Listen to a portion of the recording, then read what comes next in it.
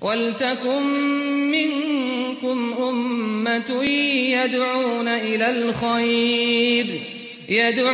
إِلَى الْخَيْرِ وَيَأْمُرُونَ بِالْمَعْرُوفِ وَيَنْهَوْنَ عَنِ الْمُنكَرِ وَأُولَئِكَ هُمُ الْمُفْلِحُونَ.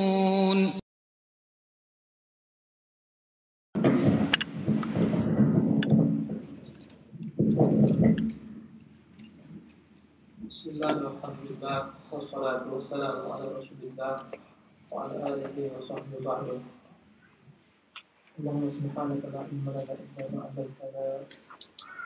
Allahumma la ilma lana illa ma 'allamtana. Fa'allimna ma yanfa'una. Para mab'adu, para ikhwan yang dimuliakan Allah Subhanahu wa taala. Insyaallah kita akan lanjutkan pembahasan kita tentang perkara mewaspadai bahaya riya. Dan sebelum kita membahas tentang bahaya riya, tentu kita harus memahami itu terlebih dahulu apa makna ikhlas. Karena riya adalah kebalikan daripada ikhlas. Dan orang tidak akan pernah mampu mengikhlaskan niatnya kecuali dia mengerti apa itu ikhlas. Ikhlas para ikhwan yang dimuliakan oleh Allah Subhanahu wa taala, definisinya adalah tajridu qasdi taqarrub ila Allah azza wa jalla. Artinya adalah memurnikan segala macam bentuk perbuatan-perbuatan taqarrub hanya untuk Allah Subhanahu wa taala. An jami' syawa'ib, dari segala macam kotoran-kotoran. Itulah definisi ikhlas. Jadi ikhlas definisinya adalah tajridu qasdi taqarrub ila Allah. Memurnikan tujuan perbuatan-perbuatan taqarrub, ibadah hanya untuk Allah Subhanahu wa taala dari jami' syawa'ib, daripada segala macam kotoran-kotoran dunia. Di mana agar semua ibadah murni untuk Allah SWT semata, tanpa ada di sana tendensi pribadi, ya, berupa keinginan untuk dipuji, dipuja, disanjung, keinginan dunia, dan seterusnya. Dan ada yang ulama mendefinisikan ikhlas adalah ifradullah azza jalla bil qasdi fi ta'at, mirip memurnikan Allah dalam semua bentuk ketaatan yang diperbuat hanya untuk Allah. Dan ada yang mendefinisikan ikhlas dengan definisi nisyanu ru'yatil khalqi bidawamin nazar ila khaliq, melupakan perhatian manusia, melupakan pandangan penglihatan manusia, melupakan perhatian manusia, tidak butuh pada penglihatan manusia, dia dilihat atau tidak dilihat sama. Bidawamin nazar ila khaliq, dengan senantiasa memperhatikan Allah, senantiasa melihatnya. Jadi definisi ikhlas adalah seseorang melupakan perhatian manusia. Dia tidak butuh perhatian manusia. Mau diperhatikan, tidak diperhatikan, dilihat, tidak dilihat, dia tetap jalan. Dan dia senantiasa berusaha untuk merasa dilihat oleh Allah Subhanahu wa taala. Ya. Para ikhwan yang dimuliakan oleh Allah Subhanahu wa taala, adapun beberapa perkataan ulama tentang masalah ikhlas. Berkata salah seorang ulama, Imam Ya'qub al-Mukhlisu, man yaktumu hasanatihi kama yaktumu sayyi'atihi. Definisi seorang itu dikatakan ikhlas adalah ketika dia mampu menyembunyikan kebaikan-kebaikannya, sebagaimana dia mampu menyembunyikan kejelekan-kejelekannya. Ikhwan sekalian dan akhwat, kebanyakan kita kejelekan kita sembunyikan. Orang jangan tahu kejelek, jangan tahu kita berbuat maksiat, jangan tahu kita punya celah dan cacat. Dan kebanyakan manusia sebaliknya, mereka akan tampakkan kebaikan dia. Kebanyakan manusia kebaikan dia tampakkan, dia sebutkan, dia ceritakan kepada orang banyak. Kejelekan dia sembunyikan. Maka seorang yang dikatakan mukhlis adalah orang yang mampu menyembunyikan semua kebaikannya sebagaimana dia menyembunyikan kejelekannya. Jika dia salat malam, dia enggak sibuk ceritakan kepada orang, diam. Dia puasa sunat, dia enggak ceritakan kepada orang, dia diam, dia sembunyikan. Ya, kebanyakan manusia, subhanallah, sebaliknya. Salat satu malam, kemudian dia ceritakan kepada semua orang, dengan berbagai macam ragam ungkapan-ungkapan yang menunjukkan dirinya pamer, riya. Ya, puasa sekali diceritakan kepada manusia. Kadang-kadang nggak ditanya pun dia sebutkan. Ya, Bapak tadi malam bagaimana keadaannya? Apakah Bapak tadi malam nyenyak tidurnya? Kan? Oh, tadi malam saya kurang sebentar tidak tidur nyenyak. Saya kerjakan sholat semalam suntuk. Lalu ditanya, subhanallah. Maka seorang mukhlus adalah yang mampu menyembunyikan apa tadi?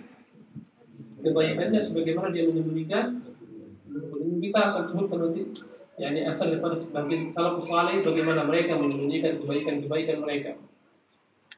Berkata Ayub, takhlisul niyati 'ala al-amali asyaddu 'alaihi min jami'il a'mal. Yakni mensucikan niat, membersihkan niat bagi para pelaku-pelaku perbuatan-perbuatan taat lebih berat daripada beramal. Beramal gampang. Orang gampang pergi umrah, orang gampang pergi haji. Ya, orang gampang berinfak, orang gampang berkata-kata, membaca Quran dan seterusnya. Dibandingkan, namun begitu sulitnya orang memurnikan semua ibadah ini hanya untuk Allah Subhanahu Wa Taala. Jadi, ikhwan, lebih gampang seseorang itu beramal dibandingkan menjaga niatnya agar hanya untuk Allah Subhanahu Wa Taala. Karena itulah Quran mengatakan ikhlasu sa'atin najatul abad. Seseorang jika mampu ikhlas sesaat, dia akan selamat selama-lamanya. Walakinnal ikhlasu azizun. Tapi yang namanya ikhlas perkara yang sulit sekali. Bahkan ungkapan-ungkapan hal ini dikutip oleh para ulama semisal Imam Zahabi, ya, Sufyan Ats-Tsauri, dia mengatakan, wallahi saya tidak berani mengatakan saya menimba ilmu ikhlas karena Allah Subhanahu wa taala. Karena sulitnya ikhlas untuk orang-orang seperti kami. Itu kata siapa? Sufyan Ats-Tsauri. Berkata Zahabi mengomentari katanya, demikian juga saya demi Allah. Yang mengatakan demikian. Demikian juga kita mengatakan alangkah sulitnya mengikhlas sendiri dalam menimba ilmu. Alhamdulillah. Perkara yang sulit.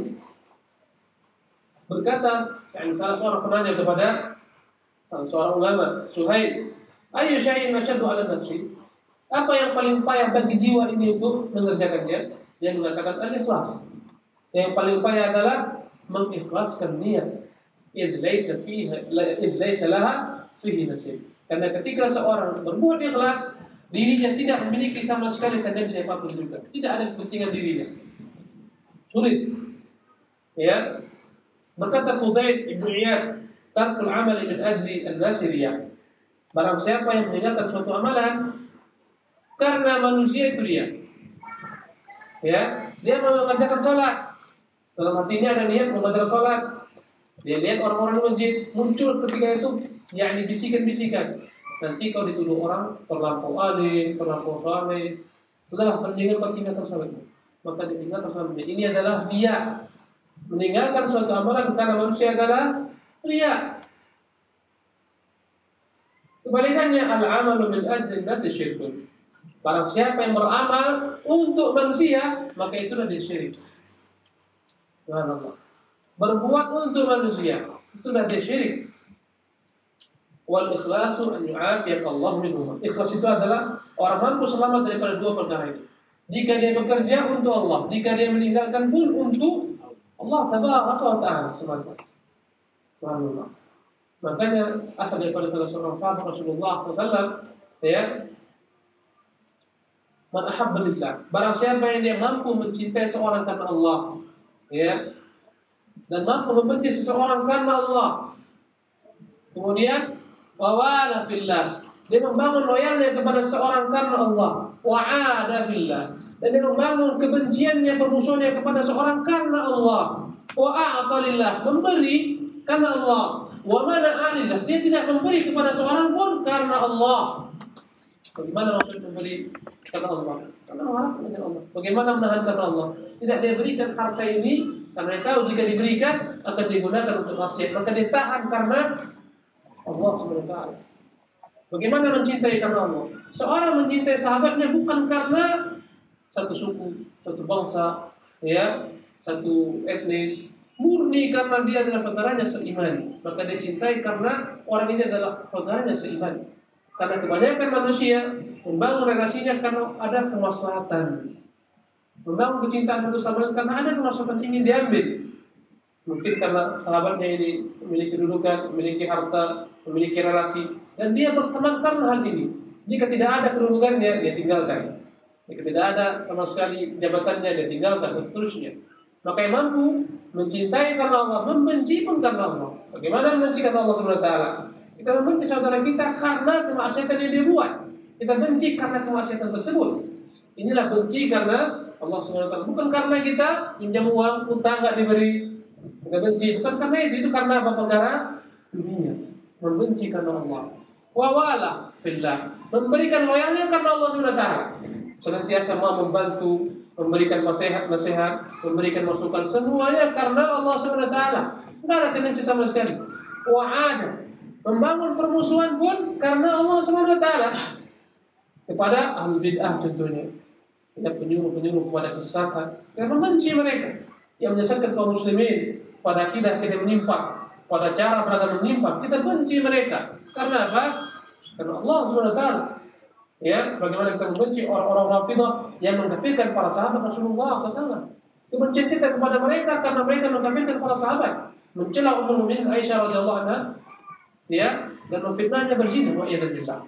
Jadi ini membenci karena Allah Subhanahu wa taala. Maka berkata sahabat tersebut, saya ingat bilang Abdullah bin Mas'ud, barang siapa yang mencinta karena Allah, membenci karena Allah, membangun loyalitas karena Allah, ya, membangun permusuhan karena Allah, memberi karena Allah, menahan karena Allah, faqad istakmal iman, maka dia telah menyempurnakan imannya. Inilah ikhwan menunjukkan ikhlas yang harus dibangun oleh seorang. Subhanallah.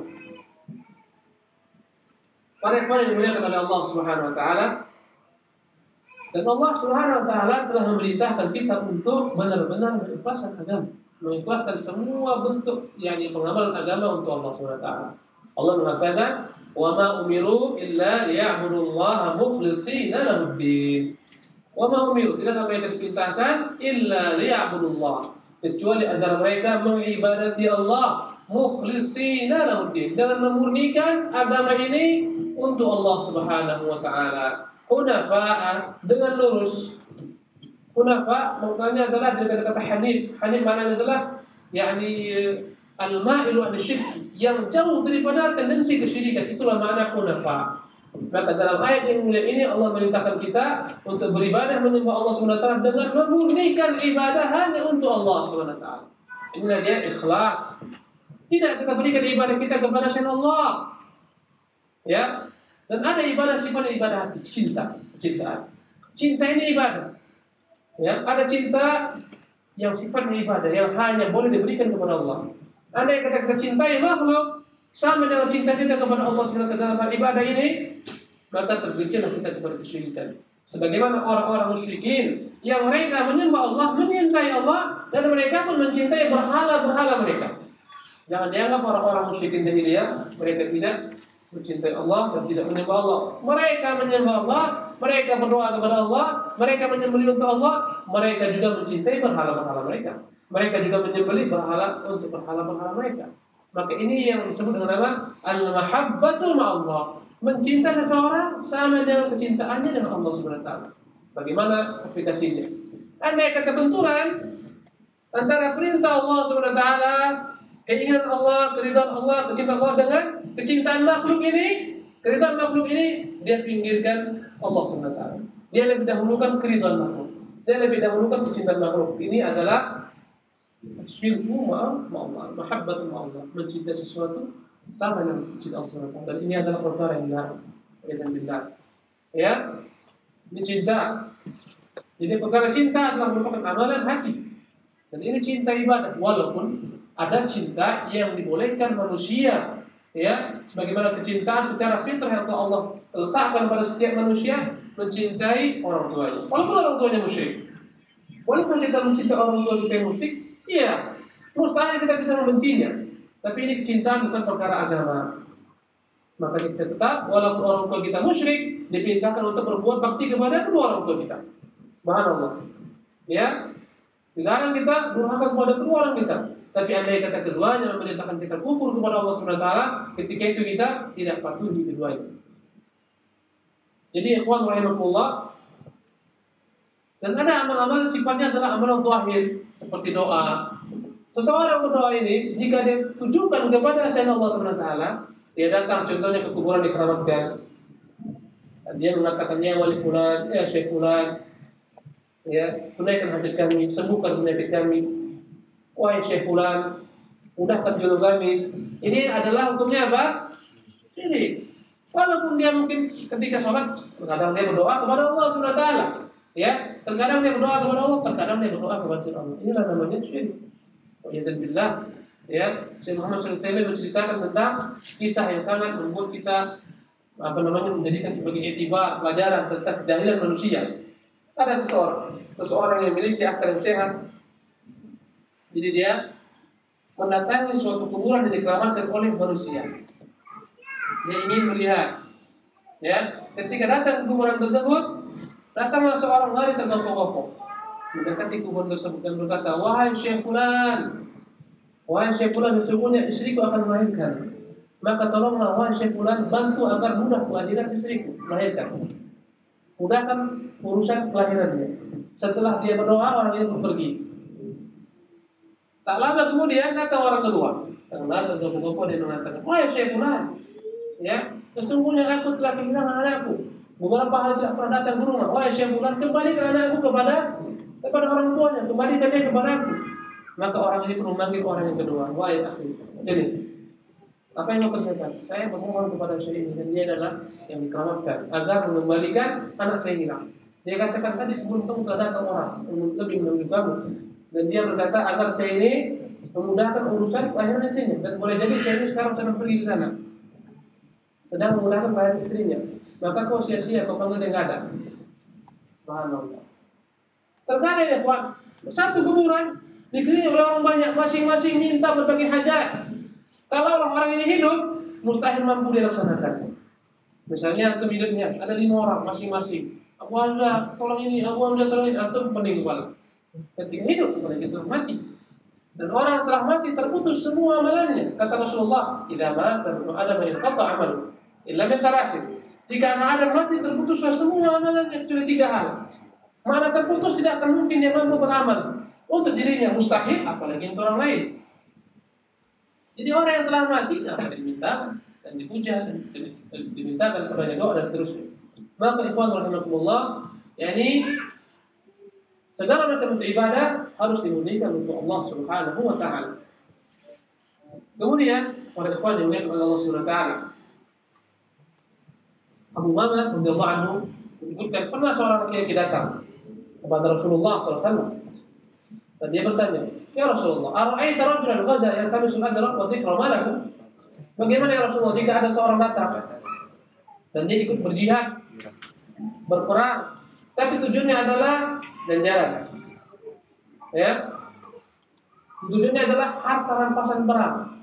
Tujuannya adalah agar dikenal manusia. Apa itunya?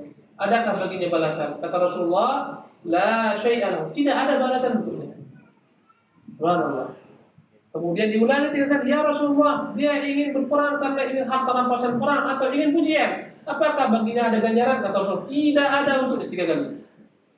Kemudian berkata Rasulullah, "Inna Allah azza wa jalla la yaqbalu min al-'amali illa ma kana khalisan wa tughiya bihi wajh Allah."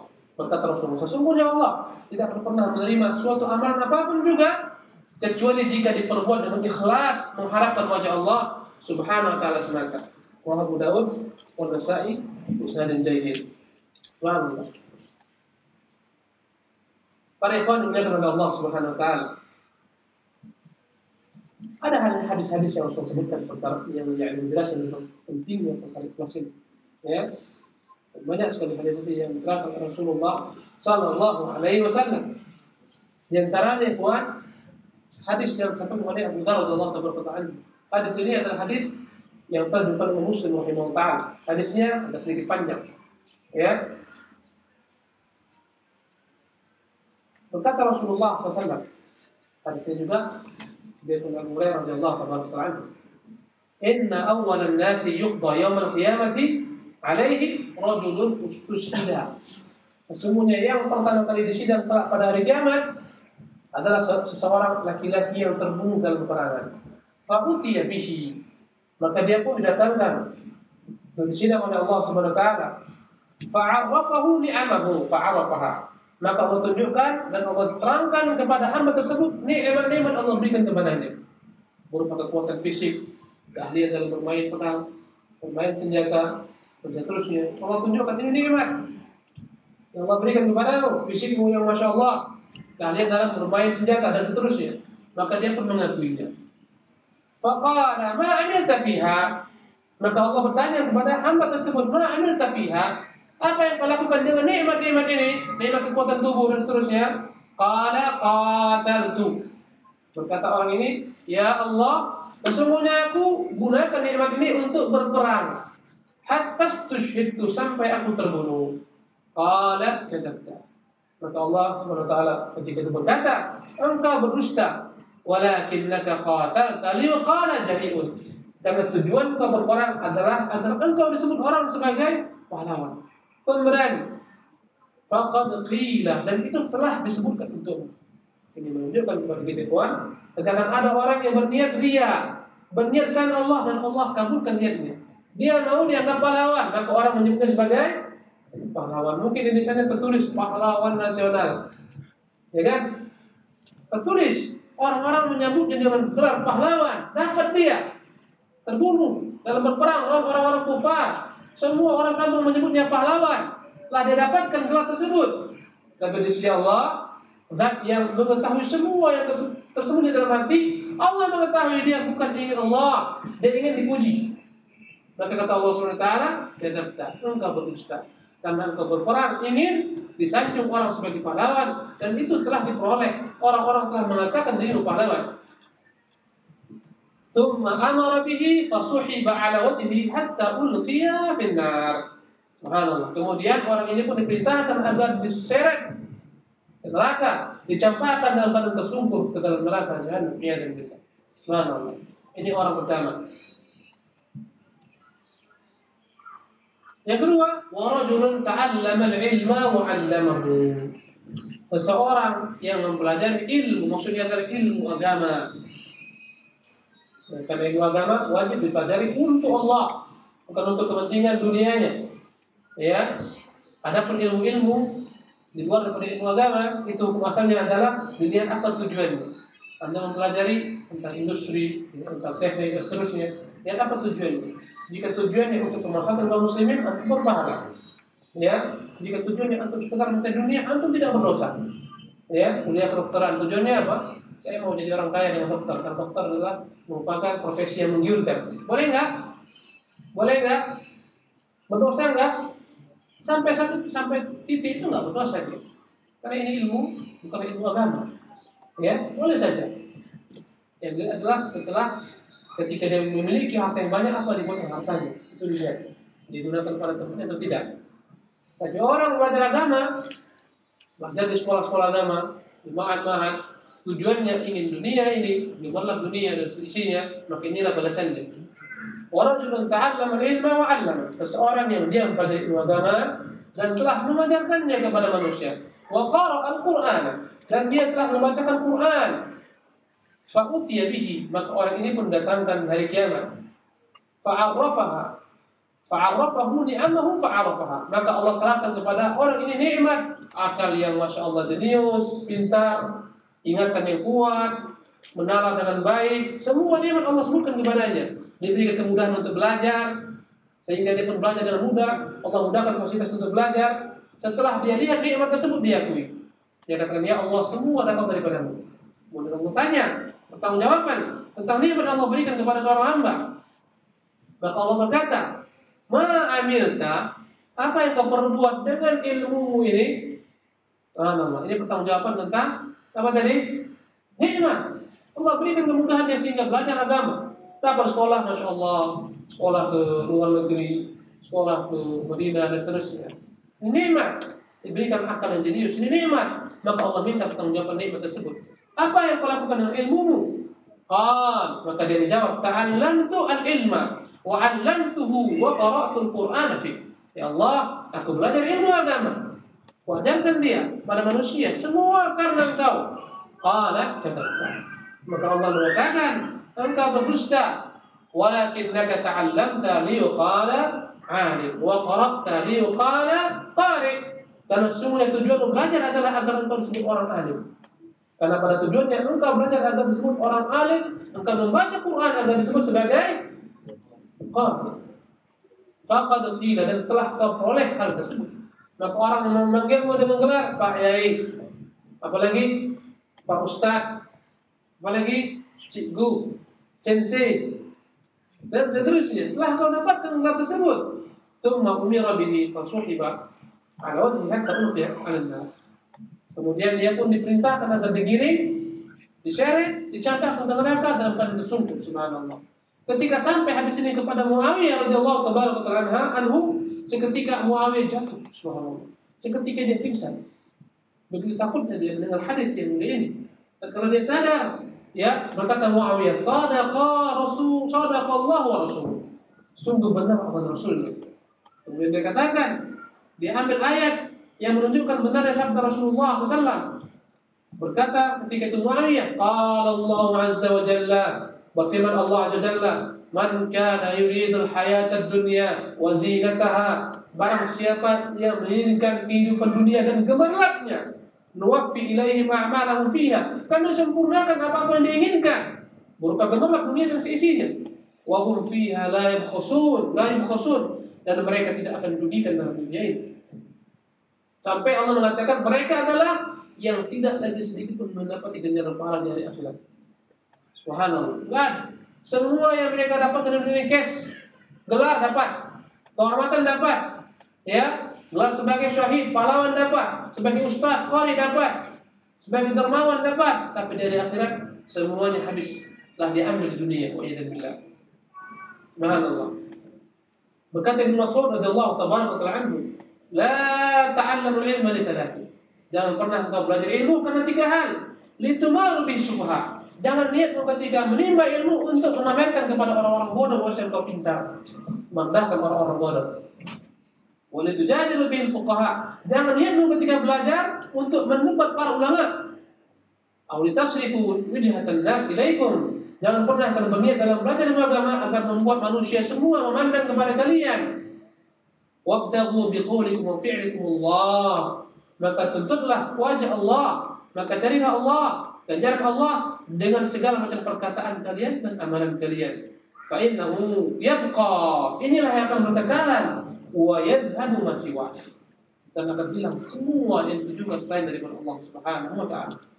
Ikhwan, ini adalah amalan, ya, yang mulia, berjihad mulia, menimba ilmu mulia. Dalam hadis lain dalam tambahan, ya, seorang laki-laki yang bersedekah. Pada hari kiamat Allah Subhanahu wa taala datangkan. Allah tunjukkan kepadanya segala macam bentuk karunia Allah berupa harta yang banyak, rezeki yang Allah limpahkan kepadanya. Dan dia akui setelah itu Allah bertanya, "Apa yang kau lakukan dengan perbuatan dengan nikmat ini wahai hamba?" Dia katakan, "Ya Allah, semua pintu-pintu kebaikan yang kau perintahkan agar aku berinfak padanya telah kuinfakkan bagian daripada hartaku." Apa kata Allah? Kata, engkau berdusta. Di dunia ini kita mampu mengelabui manusia, Tuhan. Tapi di hari akhir Allah akan singkap semua niat kita, dalam semua perkataan kita maupun perbuatan kita. Kata Allah, engkau berdusta karena sesungguhnya innama tasaddaqta liqala jawab. Karena engkau bersedekah tujuanmu agar disebut orang sebagai jawab, seorang dermawan. Wala qad qila, dan itu pun telah terperoleh. Subhanallah. Lihat bagaimana amal-amal saleh yang seharusnya dengannya memperoleh surga berubah menjadi apa? Neraka. Bahkan mereka yang pertama kali dibakar sebelum dibakar orang-orang musyrikin. Subhanallah. Apa yang salah? Apanya yang salah? Niatnya. Karena itulah Allah mengatakan pada hari kiamat, wa qadimna ila ma amilu min amalin faja'alnahu haba'an manthura. Kami datangkan mereka pada hari kiamat membawa amalan-amalan yang banyak, maka kami jadikan amal mereka bagaikan yang didebu-debu yang semuanya hilang karena diterpa angin. Daripada pasir, kadang-kadang punya gunung daripada pasir. Besok udah hilang semuanya. Karena apa? Kenapa hilang? Dihembuskan oleh angin. Hari kiamat akan ada orang-orang yang datang membawa amalan yang banyak, tapi semuanya hancur berantakan karena apa? Karena tidak ikhlas kepada Allah Subhanahu wa taala. Allahu Akbar. Karena itu ikhwan, ikhlas perkara yang dituntut setiap hari daripada kita. Dalam semua perbuatan, baik perbuatan ibadah maupun perbuatan dunia. Dibutuhkan keikhlasan. Allah SWT dalam sholat harus ikhlas. Banyak orang-orang yang sholat tarawih. Kenapa tarawih? Ya malu lah, nggak terlalu malu sama mertua. Apa kata mertua? Ini bukan ikhlas. Ya, kenapa puasa? Malu lah, pagi-pagi seperti ini masa kita berbuka. Anak kecil aja puasa. Berarti dia karena malu. Subhanallah, ya. Dalam puasa, dalam berjihad, dalam menerima ilmu, amar ma'ruf nahi munkar, semuanya dibutuhkan keikhlasan. Ya. Semuanya haruslah benar-benar kita harapkan pada Allah SWT. Wallahi ikhwan, orang-orang yang berbuat amalan dengan ikhlas, walaupun dia sembunyikan, pasti Allah akan tampakkan amalan tersebut. Sebaliknya orang-orang yang beramal karena riya, walaupun dia sembunyikan, Allah akan terangkan kepada manusia. Akan kenal salah seorang tabi'in al-jalil, Uwais al-Qarni. Pernah dengar namanya? Pernah? Uwais. Sampai-sampai Rasulullah menyebutkannya. Kalau nggak Rasul sebutkan, kita nggak pernah tahu ada orang yang bernama Uwais al-Qarni. Subhanallah. Kalau kita Zuhud Muhammad berikan, ya, maksudnya Umar bin Khattab senantiasa pada waktu menjadi khalifah memberitahu kepada manusia yang datang dari Yaman, hal fiikum Uwais, hal fiikum Uwais. Apakah di antara ada yang bernama Uwais? Setiap tahun. Suatu ketika adalah ketika itu salah seorang datang daripada Yaman, dari negerinya Uwais, dan dia adalah kerabatnya Uwais. Ketika ditanyakan hal fiikum Uwais, ada akan diterangkan Uwais, datang dia. Kenapa Abu Nu'aim bertanya kepada Uwais? Ada apa dengannya? Itu orang yang hina di kampung kami. Dia dikejar anak-anak, dilempar anak-anak, dia dituduh mencuri, ya, dia dilecehkan anak-anak. Subhanallah. Kata Umar, dia ciri-cirinya adalah orang yang berbakti kepada orang tuanya. Dia bahkan Uwais menggendong ibunya dari Yaman ke Mekah haji. Naik pesawat. Dengan apa? Digendongnya ibunya. Wah, rahimahullah. Siapa yang sanggup berbuat bakti seperti itu? Ya, berbuat bakti kepada ibunya. Dahulu kala dia kena penyakit sopak, ciri-cirinya penyakit belang-belang. Maka Allah semua kemudian sedikit di tangannya. Dan dia berbakti kepada bapaknya. Maka kata Umar kepada orang ini, tahukah bahwa Rasulullah wasiat kepadaku, andai kata bertemu Uwais agar aku minta kepadanya mendoakan diriku. Subhanallah. Uwais. Kemudian ketika dia pulang ke kampungnya, dia beritakan berita ini. Maka semua orang sibuk mengeluh-ngeluhkan Uwais. Besok hilang dia. Tidak ada lagi Uwais di sana. Subhanallah. Datangnya pergi haji, kembali mau bertanya. Ya, ketika itu dia pun mendatangi Umar bin Khattab, mengatakan saya lah Uwais. Dia katakannya Uwais, doakanlah kepada Allah. Dengan tawadhu dan dia mengatakan, ya engkau yang mendoakan saya, bukan saya mendoakan engkau. Engkau lebih mulia daripada saya. Maka disebutkan oleh Umar keutamaan Uwais. Rasulullah sampaikan kepada Umar. Subhanallah. Maka Uwais berkata Umar, berkata Umar, ya Uwais, maukah kutuliskan untuk gubernurku, karena Uwais akan berangkat pergi ke Kufah. Mau kutuliskan agar dia memperhatikan dirimu. Kata Uwais, demi Allah yang membimbing saya tidak butuh hal itu. La anakuna fi ghabra'in nas ahabu ilayya. Aku lebih senang ketika aku di antara manusia yang tidak dikenal daripada aku dikenal manusia. Apa yang membuat Uwais terkenal? Apa yang membuat dia sampai masuk sampai kita mengetahuinya? Apanya? Wallahi keikhlasannya dalam berbakti kepada ibunya. Subhanallah. Ikhlas wallahi wah. Ikhlas menyelamatkan seorang. Ya, kisah yani dalam disebutkan oleh yani Imam Bukhari antaranya 3 orang sebelum kita yang mereka masuk ke dalam gua. Tiba-tiba tertutup pintu gua. Ya. Maka yakinlah mereka tidak akan ada yang menyelamatkan mereka kecuali Allah. Ya, maka masing-masing berdoa kepada Allah Subhanahu wa taala. Maka yang satu berdoa, ya Allah, dahulu kala aku memiliki 2 orang tua. Ya, atau mencintai kedua-duanya. Melebihi cinta terhadap anak-anak. Suatu ketika keduanya minta kepadaku untuk dibawakan susu. Maka aku pergi mencari kayu bakar. Dan pulangnya aku akan berikan kepada mereka pesanan mereka. Ternyata aku tersesat. Pulang malam, aku menjumpai kedua orang tua dalam kondisi tidur dua-duanya. Sementara anak-anakku menangis mengharapkan susu yang kubawa. Dan demi Allah, aku tidak akan pernah mau mendahulukan anak-anakku daripada kedua orang tuaku. Maka tetap aku sabar menanti kedua orang tuaku sehingga mereka terjaga. Padahal anak-anakku menangis mengharapkan susu ini yang kubawa. Bayangkan kuat. Karena banyak orang-orang yang lebih mendahulukan anak daripada orang tuanya. Subhanallah. Sampai ada orang mengatakan, terkadang seorang tua mampu melahirkan 12 orang anak, menjaganya, membesarkannya, dan memeliharanya. tapi 12 orang anak tidak mampu wallahi menjaga satu orang pun. Karena tolak-tolak menjaga orang tuanya ketika tua. Ya enggak?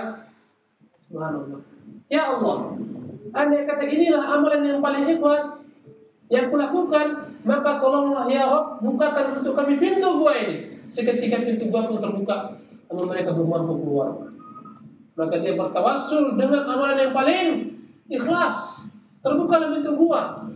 Bertawassul dengan baktinya kepada Allah, berbuat bakti kepada kedua orang tuanya. Maka berdoa yang kedua. Dan dia mengatakan, ya Rabb, dahulu kala aku memiliki seorang sepupu yang aku mencintai dia sebagaimana seorang mencintai wanita. Ya. Namun dia tidak menyukai.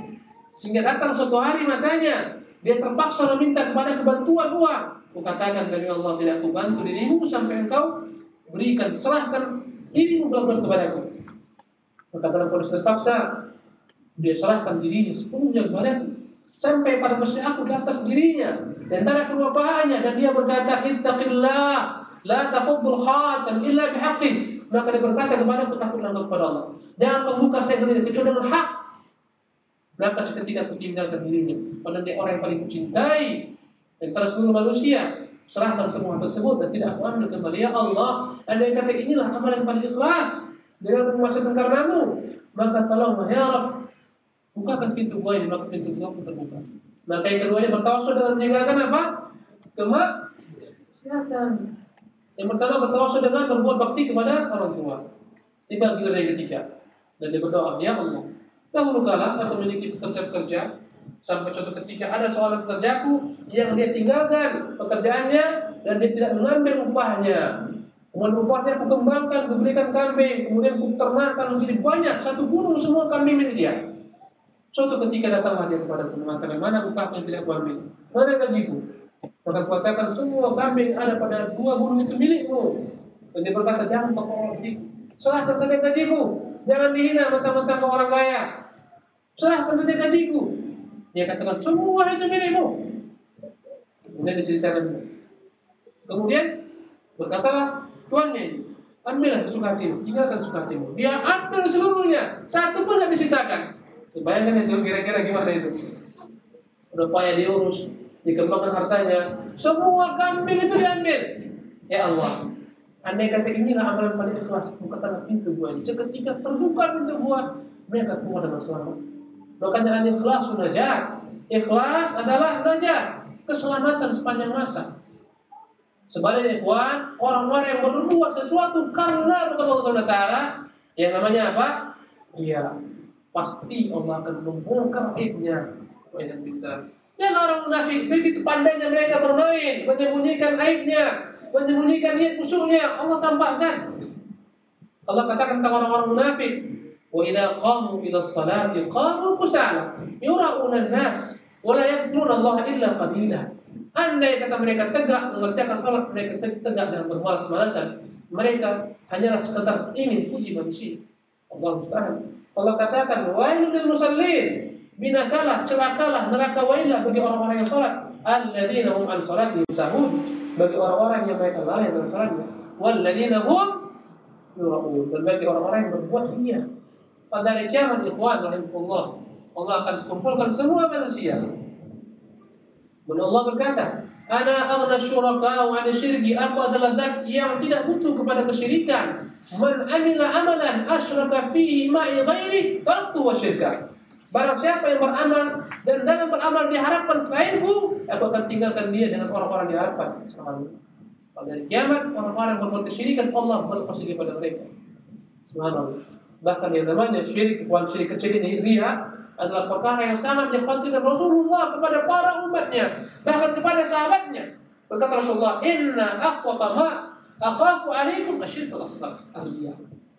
Sesungguhnya perkara yang paling kutakutkan kepada kalian bukan Dajjal, ya, bukan keluarnya Dajjal, bukan keluarnya Ya'juj Ma'juj, walaupun itu bukan fitnah yang terbesar, tapi Rasulullah paling khawatirkan terhadap para sahabat dan terhadap kita para umatnya apa? Bencana riya. Seseorang terkadang dia datang sholat dan dia sia-sia sholatnya karena mengharapkan pujian mungkin. Subhanallah. Kadang-kadang datang seorang dia sholat Ya, biasanya sholat di saf depan. Suatu ketika terlambat, sholat di belakang dia. Ketika orang melihatnya dia muncul dalam dirinya, subhanallah, apa kata orang? Biasanya saya sholat di depan terlebih dahulu, sekarang saya sholat di belakang. Dia merasa dirinya itu apa? Ada sesuatu yang kurang. Ya, dia takut celaan manusia. Karena itulah dan terdefinisi ikhlas ikhwan, ya, an yastawi lil amili al-madi fi al-dzam. Ketika sama saja bagi seorang yang sedang beramal, dipuji ataupun dicela, itulah dia ciri-ciri apa? Ikhlas. Ada orang jadi pengurus masjid, banyak kali komplain, dicela-cela orang, akhirnya dia pun tinggalkan. Banyak kali diceritakan orang, dia pun tinggalkan. Ya, setelah nggak jadi pengurus, nggak perlu lagi ke masjid. Subhanallah. Ya, maka definisi apa saja ketika seorang dipuji, dia tetap biasa, nggak terpengaruh dengan pujian, nggak melambung tinggi, akhirnya menjadi sombong. Ketika dicela, nggak berpengaruh, tetap dia kerjakan. Dan itulah makna ikhlas, benar-benar ikhlas. Subhanallah. Para ikhwan yang dimuliakan oleh Allah Subhanahu Wa Taala, saya akan sebutkan tentang yang diasal pada sebagian salafus salih, bagaimana mereka ikhwan menjaga amalan mereka daripada segala macam unsur mereka itu tertutup dalam riya. Subhanallah. Adalah Abdurrahman bin Abi Laila ketika sholat di rumahnya, ya, jika ada seseorang datang masuk ke rumahnya, segera dia potong sholatnya, segera dia pura-pura tidur di atas kasurnya. Subhanallah. Ketika dia sholat malam, andai kata ada yang entah masuk ke kamarnya, seketika dia pura-pura tidur, seketika dia pura-pura berbaring di atas kasurnya, sehingga ketika ada orang masuk, orang mengatakan ini orang tidur aja kerjanya. Subhanallah. Padahal ketika orang tersebut pergi, dia kembali kerjakan sholat demi menjaga apa? Menjaga niatnya agar jangan sampai gugur dengan riya. Subhanallah. Ya. Berkata Imam A'mash, "Kuntu 'inda Ibrahim an-Nakhai wa huwa yaqra'u fi mushaf. Fasta'dhana 'alayhi rajulun faghatta al-mushaf wa qala la yarani hadha anni aqra fi kulli sa'a." Berkata Imam A'mash, aku berada di sisi Ibrahim an-Nakhai. Dan dia ketika itu sedang baca mushafnya, ya, maka datanglah seorang masuk izin ingin bertemu dengannya. Maka dia sembunyikan mushafnya di bawah pakaiannya. Subhanallah. Dan ditutup mushafnya. Dan dia berkata, semoga orang ini tidak melihat aku dalam keadaan membaca Quran. Dan aku khawatir dia menyangka aku terus-menerus membaca Quran. Subhanallah. Itu untuk sementara, ya, agar tidak terhindar penyakit dia. Subhanallah. Kemudian ikhwan, ya, Abdul Wahid bin Zaid meriwayatkan suatu cerita yang sangat mencengangkan yang pernah terjadi dengan salah seorang ulama, Ayub, ya. Dan Ayub berjanji jangan kau beritakan hal ini kepada orang lain kecuali andai kata aku telah mati. Apa itu kisahnya? Ya, berkata Abdul Wahid, kuntu ma'Ayyub fa'atishna atsan syadidan. Suatu ketika aku pergi bersama Ayub dan kami merasakan kehausan yang sangat bersangatan, hatta kitna nahla, hampir-hampir terbinasa karena hausnya, dehidrasi. Faqala Ayub tastur alayya, maka kau sembunyikan apa yang kau lihat di kelak? Qultu na'am. Illa antamut, iya, jangan setelah kau mati akan kuterangkan. Qala Abdul Wahid, faghamaza Ayub birijlihi. Maka Abdul Wahid, maka seketika Ayub ghamaza birijlihi ala hira'in. Seketika dia dengan kakinya dia pijakkan ke batu. Fatafajjara minhul ma. Seketika keluar dari batu tersebut air. Fasyaribtu hatta rawaitu, aku minum sampai aku kenyang. Wa hamaltu ma'i, sampai akhirnya air itu dibawa. Dan hal ini disembunyikan, diberitahukan ketika setelah Ayub meninggal. Khawatir apa? Riya. Allahu Akbar. Ada salah seorang ulama namanya Abdullah bin Muhairiz, ya. Dia masuk ke salah satu toko dan ketika itu ingin dia membeli baju. Maka ketika itu orang-orang menanya, dan dia adalah seorang alim besar. Berkatalah ketika itu orang-orang, ya, kepada pemilik toko, "Hadza Ibnu Muhairiz, ini ulama besar, Ibnu Muhairiz. Fahsin bai'ahu, perlakukannya dengan baik. Dalam jual beli permudahlah urusannya. Kasihlah murah, bila perlu kasih gratis." Itulah kita bilang, ini ulama besar. Faghadiba Ibnu Muhairiz, maka seketika marahlah ulama ini dan dia tinggalkan baju tersebut dan dia katakan, "Innama nashri bi amwali." Dan membeli ini barang dengan harta kami, bukan dengan agama kami. Dia tinggalkan dan dia tidak ingin melakukan istimewa. Subhanallah. Allah Akbar. Berkata Ibnu Uyainah, kana min du'a'il Mutarrif Ibnu Abdullah, Allahumma inni astaghfiruka mimma za'amtu anni uridu bihi wajhak. Di antara doa kalau seorang ulama besar, ya, Al-Mutarrif Ibnu Abdullah, apa dalam doanya? Ya Allah, inni astaghfiruka, aku bermohon ampun kepadamu ya Allah, mimma za'amtu anni uridu bihi wajhak, daripada perbuatan aku klaim aku berbuat hanya untuk wajahmu, mengharapkan wajahmu. Aku berlindung, aku bermohon ampun kepadamu ya Allah daripada perbuatan yang aku katakan ini untuk wajahmu, mencari wajahmu, mencari ridhamu. Fa khalat qalbi minhu ma qad alimta. Setelah itu ternyata hatiku ini campur dengan sesuatu yang telah kau ketahui. Dia berlindung kepada Allah Subhanahu wa taala. Ikhwan, betapa takutnya mereka dihinggapi segala macam perkara-perkara yang menghubungkan amalan-amalan mereka. Subhanallah. Kemudian menyebutkan, ya, ada para ulama, di antaranya, ya, salah seorang ulama, andai kata dia membaca sesuatu ayat, membaca hadis, akhirnya dia pun seketika, yakni terharu dan dia menangis. Andai kata ada orang seketika dia akan berusaha menghapus air matanya dan menutup hidungnya mengatakan ma asyaddu zukam. Aduh, alangkah sulitnya flu yang kurasakan saat ini. Demi menjaga apa? Jangan sampai orang menganggap dia menangis karena khusyuk, dia khawatir dia terkena riya. Subhanallah. Sementara sebagian orang begitu bangganya ketika menangis, suara di TV menangis, berdoa menangis. Mereka berusaha menghindari hal ini. Subhanallah.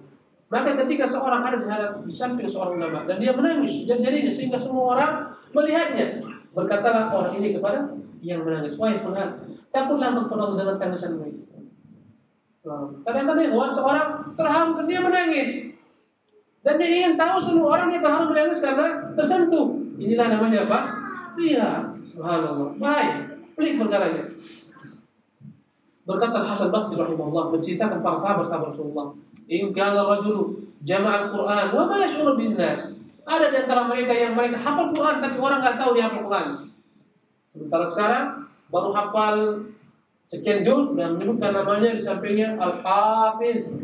Kadang-kadang hafalannya enggak kuat disebutkan namanya Al-Hafiz, bangga. Wa in kana rajulu qad faqaha al-fiqh al-kathir wa ma yash'uru bin nas. Di antara mereka ada yang memiliki ilmu yang banyak, orang enggak tahu dia memiliki ilmu.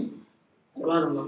Wa in kana rajul la yusalli as-salat at-tawila fi baitihi wa indahu az-zuwar wa ma yashuru bihi. Di antara mereka ada orang-orang yang salat yang panjang pada malam hari dan orang-orang datang mengunjungi rumahnya, orang tidak tahu dia adalah seorang yang senantiasa salat panjang.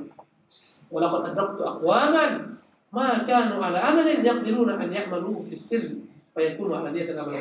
Aku telah menjumpai sebagian orang yang mereka jika mampu melaksanakan suatu amalan dengan sembunyi-sembunyi, kecuali pasti mereka akan kerjakan dengan sembunyi-sembunyi, tidak pernah mereka tampakkan kepada manusia.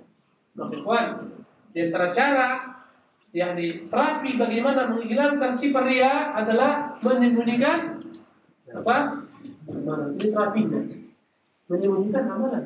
Amalan kebajikan yang diperbuat. Abdullah Mubarak, ya, Imam ahli hadis, menurut hadis, terkenal karena keilmuannya, ya, karena ketermawanannya, karena kekayaannya, infaknya, karena jihadnya.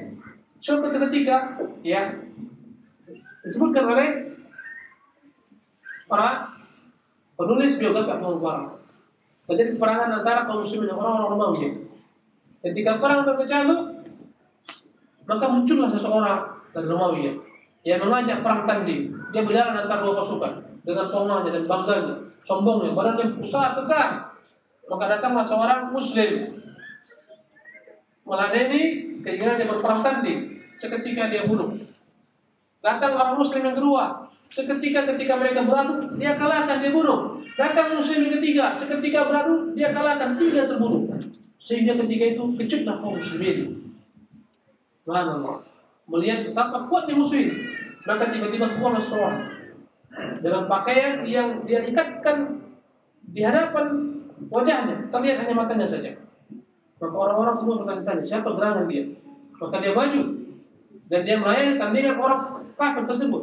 Seketika dia dilakukan tanding dan seketika dia bunuh orang kafir itu sehingga mati. Dia suruh lagi yang lain. Muncul orang kafir kedua, dia bunuh. Dia suruh lagi, mari yang lain. Maju yang ketiga, dia bunuh. Sehingga seri 3 lawan 3. Ketika itu kaum muslim bertakbir Allahu Akbar. Ketika itu berpecah belah perang. Peperangan dan akhirnya kaum muslimin dimenangkan. Adapun orang ini, subhanallah, maka ketika situ orang-orang mencari tahu siapa dia, gerangan. Sehingga ada di antara pasukan ini mengikuti orang tersebut sampai ke tempat dia buka, dia singgah. Ternyata dia siapa? Abdullah ibn Mubarak. Ketika itu Abdullah marah, kata Nabi Allah, karena kau tak tahu, jangan kau beritahukan hal ini kecuali setelah aku meninggal. Kalau itu jadi pada kita bagaimana? Oh, masya Allah, saya itu. Allah Akbar. Itulah mereka membunyikan nama mereka. Karena itulah kita kenal Abu Mubarak, karena ikhlasnya. Allah tenggelamkan banyak manusia karena riya, tidak didengar. Ya, dilupakan manusia. Subhanallah. Allah Akbar. Ada salah seorang cucu Rasulullah yang bernama Ali bin Husayn Zainal Abidin. Orang-orang mengenalnya orang yang gigir di Madinah. Ya, karena nggak pernah nampak terang-terangan berinfak, bersedekah. Padahal dia gaya, kata orang itu kikir tuh. Masya Allah, banyak nggak pernah infak dan bersedekah. Karena orang nggak pernah lihat dia infak. Subhanallah. Sementara orang kebingungan, tiap malam ada rumah-rumah janda-janda, rumah anak-anak yatim, rumah orang miskin. Tiap malam ada di sana, di hadapannya makanan, bahan diletakkan makan makanan. Tiap malam ganti-gantian. Dan orang nggak pernah tahu siapa yang mengatakan. Sampai meninggalnya ketika itu Ali bin Husayn Zainal Abidin. Ketika dimandikan, nampak di sini ikhwan hitam, menghitam.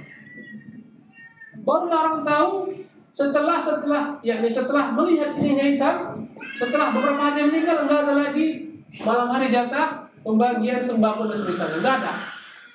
Ya, orang menghubungkan. Berarti selama ini dia rupanya orang.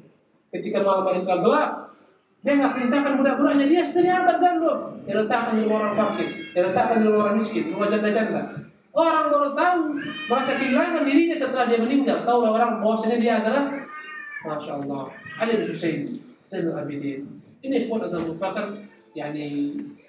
berapa banyak kisah-kisah yang menggambarkan kita tentang perkara keikhlasan. Subhanallah. Jadi kawan, saya telah sebutkan tadi antara terapi bagaimana seorang bisa menjaga diri daripada sifat dia adalah apa? Menyembunyikan amalan. Yang kedua, kawan, terapi yang kedua, sebagaimana telah saya pernah sebutkan pada pembicaraan sebelumnya, hendaklah seorang senantiasa banyak-banyak berdoa kepada Allah Subhanahu Wa Taala. Terapi yang kedua, agar Allah senantiasa membimbingnya untuk berbuat ikhlas. Berdoa kepada Allah Subhanahu Wa Taala, katakan Allahumma inni a'udzubika, ya Allah, berlindung kepadamu an usyrika bika syai'an, untuk mensekutukan engkau dalam suatu perkara yang aku ketahui, wa astaghfiruka lima la a'lam. Dan aku bermohon kepada Allah daripada menyekutukanmu dengan perkara-perkara yang tidak aku sadari. Nanti banyak-banyak berdoa kepada Allah Subhanahu Wa Taala. Ya, berdoa kepada Allah agar Allah senantiasa memudahkan kita untuk berbuat keikhlasan dalam beramal. Dan hati kita ini milik Allah, dan taufik itu dari Allah Subhanahu Wa Taala. Dan Allah akan memudahkan kita jika Dia berkehendak untuk berbuat suatu amal dengan ikhlas. Maka banyak-banyaklah minta kepada Allah Subhanahu Wa Taala. Berdoalah kepada Allah Subhanahu Wa Taala. Banyak-banyaklah berintih kepada Allah agar Allah senantiasa mengilhamkan kepada kita untuk berbuat ikhlas dalam beramal ibadah. Yang ketiga adalah di antara solusi bagaimana seorang dapat menjaga keikhlasannya terjauh daripada sifat dia adalah zuhud terhadap apa-apa yang ada pada manusia. Zuhud terhadap apa-apa yang ada pada manusia. Artinya apa? Tidak pernah mengharapkan manusia, tidak mengharapkan pujian mereka, tidak mengharapkan harta mereka, tidak mengharapkan sanjungan mereka. Maka inilah merupakan trik untuk senantiasa orang menjaga niatnya ikhlas kepada Allah SWT. Jangan butuhkan manusia, jangan pernah butuh kepada manusia. Maksudnya apa? Jangan butuh pujian manusia, sanjungan manusia, keridhaan manusia, semuanya hilangkan. Zuhud terhadap apa yang ada pada manusia. Karena orang ketika berbuat lihat biasanya karena mengharapkan sesuatu yang ada pada manusia. Ya, mengharapkan sesuatu yang ada pada manusia. Orang berbuat riya untuk orang-orang dianggapnya memiliki sesuatu, ya kan? Calon mertua contohnya. Kenapa dia sholatnya diperbaiki? Karena mengharapkan apa? Sanjungan mertuanya supaya gampang sarananya, gampang dia diterima sebagai menantu. Mana ada yang diharapkan? Subhanallah, ya kan?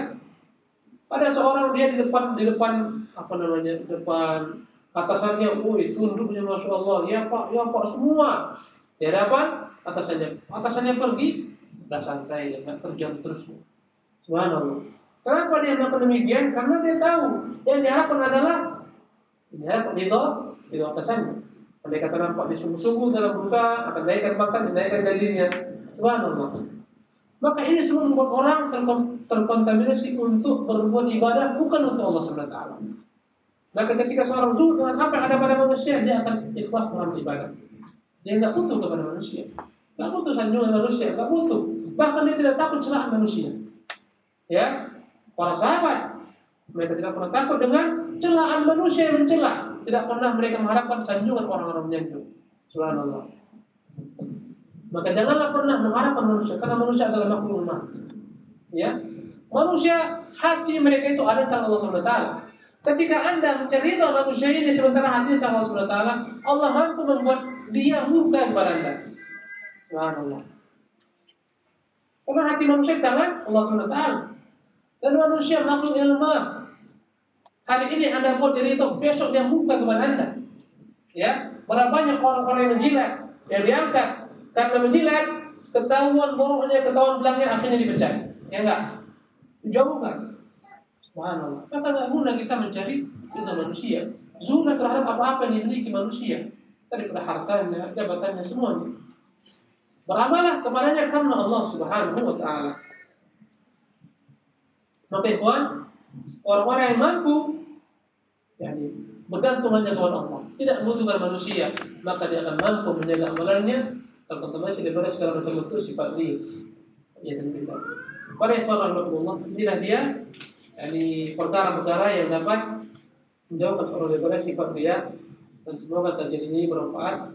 Aku qul hadza wa astaghfirullah li wa lakum wa atubu ilaih. Wa sallallahu alaihi Muhammadin. Insyaallah berikutnya kita akan berikan kesempatan kepada antum untuk bertanya. Wallahu tabaraka ta'ala alam.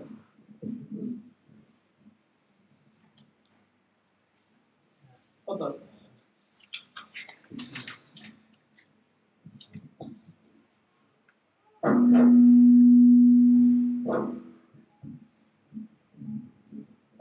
Ustaz, jika tadi bahwa jangan beramal karena takut dengan manusia. Dulu pertanyaan yang pertama, itu bagaimana kaitannya dengan tadi seorang ulama yang pura-pura tidur? Jadi dia memberhentikan sementara amalannya karena takut dilihat manusia. Itu termasuk riya itu. Oh iya, bagaimana korelasi antara ulama tadi? Barang siapa meninggalkan amalan karena manusia, maka dia telah berbuat riya. Barang siapa yang beramal untuk manusia, maka dia dianggap dia berbuat kesyirikan. Bagaimana hubungannya dengan sebagai contoh tadi? Ya, ada ulama yang ketika orang datang kepadanya dia tutup pusatnya sementara, dia pergi, dia buka kembali. Ini adalah merupakan sarana-sarana seorang untuk menghindari riya dan tidak mengapa. Ya, andai kata seorang khawatir terjangkit riya, sementara dia sembunyikan amalan ini. Ya, setelah itu orang yang pergi kembali amalkan, maka hal ini tidak mengapa Allah Ta'ala. Tapi andai kata seorang meninggalkan suatu perkara murni karena memang takut dengan pujian manusia, akhirnya nggak diamalkan kembali. Seperti tadi kita berikan contoh, wah orang ini nanti saya sholat dan orang akhirnya dia nggak sholat. Ini yang dianggap apa? Riya. Andai kata sesaat, nggak ada masalah. Kalau orang yang pergi dia baca kembali, ya. Dan ingat, ikhwan rahimakumullah, Bukhari menyebutkan, terkadang setan datang membisikkan seorang ketika sedang sholat, ya. Datang seorang datang membisikkan, jangan panjang-panjang sholatmu, nanti kau dianggap orang riya. Udahlah pendek-pendek saja. Ketika itu terjadi, hendaklah dia panjangkan sholatnya, dia lawan dan dia berupaya berdoa kepada Allah agar ikhlas. Ya. Ketika seorang contohnya sedang berinfak, kelihatan sama orang lain, Jangan dia batalkan, teruskan saja. Dan harapkan ketika itu wajah Allah Subhanahu wa taala dan berupalah untuk mengikhlaskan niatnya. Tapi andai kata yang kita dapat tadi ada orang yang yaitu tiba-tiba menangis dan dia khawatir tanpa orang, ya, maka dia berpura-pura alangkah parahnya ini perlu saya terus. Ini sebenarnya dalam perkara-perkara yang dibolehkan, ya, karena mereka tidak menyentuh amal tersebut, karena mereka menyembunyikannya sesaat. Setelah itu mereka akan lakukan lagi ketika manusia tidak ada, demi menjaga ikhlasan mereka kepada Allah Subhanahu wa taala. Tapi orang yang murni melakukan sesuatu amalan karena takut dipuji manusia, itulah dia disebut orang yang murai, orang yang ria. Wallahu tabaraka taala alam. Nah, Satu lagi Ustaz. Kasus yang 3 manusia yang terperangkap dalam gua itu kan mereka bertawasul dengan amalan itu. Sehingga Allah kabulkan atas perbuatan amalan. Adakah contohnya misalnya kita melakukan suatu amalan yang tidak ada bermuamalah dengan manusia? Mereka kan ketiga manusia itu kan melakukan berbakti kepada orang tua, artinya semuanya connect dengan hablum minanas. Nah, adakah contoh misalkan kita bertawasul dengan amal soleh yang hablum minallah, artinya misalkan dengan baca Al-Quran atau ada contohnya? dalam perkara tawasul ulama bagi tawasul yang saling bertiga bagian. Pertama adalah bertawasul dengan nama Allah dan sifatnya. Jadi itu banyak dalam Al-Quran Al-Karim. Allah mengatakan walillahi al-asmaul husna fad'uhu biha. Allah memiliki nama-nama yang maha sempurna, berdoa dengannya. Maka dalam berdoa bertawasul dengan nama Allah. Allah mengatakan afun, ibu afwan, ya Razzaq rizqna. Maka bertawasul dengan nama Allah Subhanahu wa taala. Dan di antara sebagian sebab Allah kabulkan doa seorang adalah ketika seorang mukmin bertawasul dengan menyebutkan nama-nama Allah yang mulia dan sifat-sifat yang tinggi. Ini tawasul yang pertama. Yang kedua adalah bertawasul dengan amalan saleh dan sifatnya umum. Baik amalan saleh itu adalah perbuatan seseorang dengan manusia, seperti yang disebutkan dalam 3 hadis tadi. Yang satu berbuat kepada orang tuanya, yang satu karena dia jauh perbuatan zina, ya, meninggalkan perbuatan zina. Yang satu karena berbakti kepada sama manusia. Dan kita juga boleh menjadikan semua sarana amal manusia lainnya kalau berhubungan dengan manusia, seperti dengan puasa sunnah kita, dengan salat sunnah, dengan baca Quran, dan seterusnya. Kita harapkan dengannya Allah SWT akan membuat kita dibolehkan.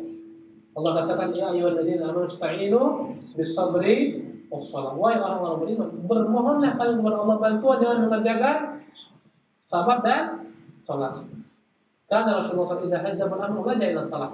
Kata Rasul adalah Rasulullah jika dia dalam suatu perkara yang sulit dia yang dianggap sulit, maka beliau seketika mengerjakan salat. Salat adalah merupakan bagian daripada ibadah seorang dengan Allah Subhanahu wa taala, maka dibolehkan. Ya, dengan salat antum, membaca Quran dan lain-lainnya, boleh kita bertawasul dengan amalan salat tersebut. Untuk katakan ya Allah, semoga inilah yang paling ikhlas daripada amalanku. Semoga dengan bacaan ini Allah Subhanahu wa taala semoga menjadi hukumnya adalah boleh. Yang ketiga adalah bertawasul dengan apa yang ketiga? Doa orang saleh yang masih hidup dan dia mampu mendoakan dalam perkara yang dibolehkan untuk berdoa. Seorang datang kepada seorang, tentunya sebagaimana perbuatannya Umar, dia mendatangi Abbas sama Nabi, dia katakan, ya Abbas sempat paman Rasulullah. Dahulu kala kami berdoa, bertawasul dengan doa Rasulullah agar Allah turunkan hujan. Sekarang kami bertawasul dengan doamu, maka angkatlah kami berdoa kepada Allah. Maka dia angkat tangannya dan dia berdoa kepada Allah agar hujan diturunkan seketika turunlah hujan. Ini bertawasul dengan doa orang saleh yang imam, ini masih hidup. Dan ini dibolehkan. Adapun tawasul lain tidak memiliki dasar syar'i, tawasul dengan zat, dengan kedudukan, dengan seterusnya. Ini adalah perkara-perkara yang tidak memiliki dasar syar'i. Yang sebenarnya ditinggalkan oleh seorang muslim. Allah tabaraka wa ta'ala. Nah, baik. Kembali.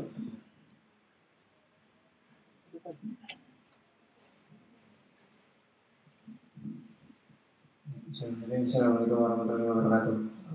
Ya, mohon maaf Ustaz, ini kurang begitu paham mengenai tawasul ini. Apakah untuk tawasul yang kita mengharapkan kebaikan dunia dan ketika dikabulkan oleh Allah kebaikan di dunia, apakah dengan amal ibadah yang sama masih bisa kita harapkan balasannya di akhirat itu? Apakah balasannya di akhirat tidak hilang dengan tawasul kebaikan di dunia sebelumnya dimintakan? Coba kita mulai lagi soalnya. Jadi misalnya kita bertawasul atas amal ibadah kita gitu kan. Tapi yang kita harapkan itu misalnya kebaikan dunia gitu. Dengan tawasul itu apakah kita masih bisa mengharapkan kebaikan di akhirat atas amal yang tersebut? Seseorang dia berdoa kepada Allah Subhanahu wa taala agar diberikan dunia, gitu kan? Atau seseorang bertawasul dengan apa Allah bolehkan, dengan amal saleh, dengan nama Allah Subhanahu wa taala, atau dengan doa seorang untuk kepentingan dunia. Dia katakan, wahai Syekh, tolong doakan supaya saya sukses dalam karir saya. Ya, ini kepentingan dunia kan? Ya kan? Dengan doa seorang atau daripada ya Allah, nama-Mu yang mulia, dengan sifat sifat Allah, mudahkan agar aku diterima dalam urusan ini, dalam dunia ini. Berarti bertawasul dengan nama Allah untuk kepentingan dunia. Atau dia berkata, ya Allah, dengan baca Quran ini, dengan puasa dengan sedekah ini, mudahkan urusanku dalam perkara dunia ini agar aku lulus dalam ujian, diterima untuk mendaftar di sini seterusnya. Apa hukumnya boleh? Katakan boleh, itu tawasul yang disyariatkan. Karena dia tahu bahwa semua kunci dunia ini tentang Allah SWT. Allah yang membolak-balik hati manusia, Allah yang memberikan jalan kemudahan dan seterusnya. Dan dia minta kepada Allah SWT, maka boleh. Apakah kelak dia akan mendapatkan ganjaran pahala? Ya, kenapa dengan ibadahnya? Karena tahu adalah ibadah. Dia tahu hanya Allah merupakan pemilik kunci segala macam khazanah dunia dan langit. Dia minta hanya kepada Allah pemilik kunci tersebut. Maka dengan ibadah ini dia akan mendapat ganjaran pahala di akhir kelak. Karena dia bertawasul dengan Allah SWT, dengan syariat yang dibalik oleh Allah SWT. Dia dapat di dunia dan dia dapat di akhirat. Yang dilarang ikhwan adalah seorang senantiasa yang diinginkan adalah dunia saja, itu yang dilarang. Dia enggak mau negeri akhirat. Seperti kita bahas. Ketika sedekah dia enggak mau yang lain kecuali hanya harta bertambah. Dia enggak butuh Allah SWT, enggak butuh balasan surga. Ini yang terancam. Ini biasanya enggak ada pada orang muslim. Ini hanya ada pada orang-orang munafik. Para muslim sedikit banyak pasti ada diharapkan apa? Allah SWT. Allah musta'an. Wallahu tabaraka ta'ala alam. Nah.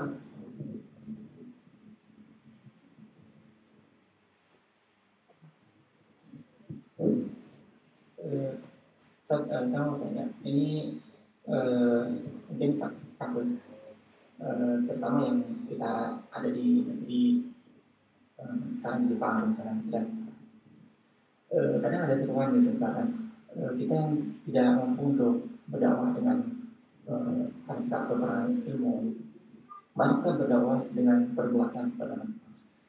Nah di saat itu otomatis yang akan ditampakkan itu amalan-amalan yang dohir sifatnya. Misalkan contoh-contoh kecil misalkan, kalian harus antri, kalian nanti kalau tidak antri cita Islam akan jelek, misalnya seperti itu. Apakah ada Allah seperti itu yang menunjukkan amalan dohir kepada orang muslim juga disebut dengan iya saja?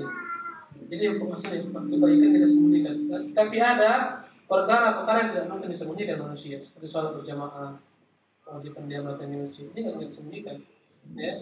Dan hukum asalnya semua wajib ibadah-ibadah yang mampu dikerjakan dengan disembunyikan seperti sholat sunnah, sedekah sunnah, itu disembunyikan dengan sunnah. Kecuali jika ada kemaslahatan untuk menjelaskannya, untuk menerangkannya, agar manusia mencontohnya, agar manusia menirunya. Pernah salah seorang sahabat, ya, ketika datang utusan dari Mudar, mereka compang-camping, miskin kondisi mereka, hampir mereka telanjang. Maka Rasulullah ketika itu memandang mereka dengan terhibah-hibah. Berkata Rasulullah SAW, siapa yang mau bersedekah? Semua sahabat diam karena kondisi mereka dalam keadaan terjepit, paceklik. Mereka pun tidak, ketika terkondisi memiliki harta, benda, maka semua mereka terdiam. Bangunlah seseorang dan dia datang, ke rumahnya. Dia lihat apa yang di rumahnya ada, dia bawalah yang ditumpuk daripada makanan dan seterusnya, dia letakkan di masjid. Ya, melihat hal ini, maka orang yang lain pun pulang masing-masing ke rumahnya, membawa apa yang ada sehingga terkumpul satu tumpuk daripada makanan, daging dan seterusnya. Maka senanglah Rasulullah SAW. Maka Rasulullah bersabda, "Man sanna fil Islam sunnatan hasanatan, walau ajruha, wa ajru man 'amila biha." Barang siapa yang memberikan contoh jalan kebaikan dalam Islam, maka baginya ganjaran pahala dan ganjaran pahala orang-orang yang melakukan karena menirunya, tanpa harus dikurangi pahalanya. Subhanallah. Jika ada kemaslahatan, tampakkan, ya, tunjukkan inilah seorang muslim, inilah seorang mukmin, dia menjaga amanah, menjaga janjinya, ya, menjaga peraturan dan dia disiplin, ini tunjukkan kepada manusia dan ini dakwah dalam hal. Dan hendaklah dia senantiasa berupaya untuk menjaga apanya? Niatnya agar jangan muncul sifat riya. Harus tetap dijaga. Wallahu tabaraka wa ta'ala alam.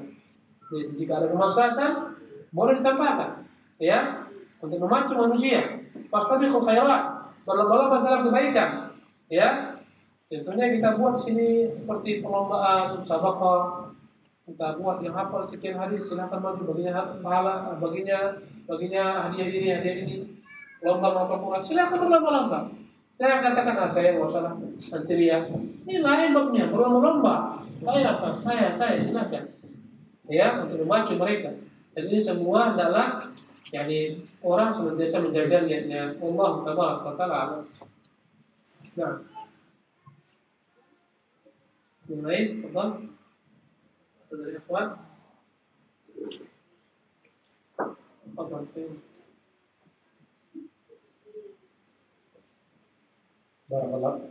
Barakallahu fiik Ustaz.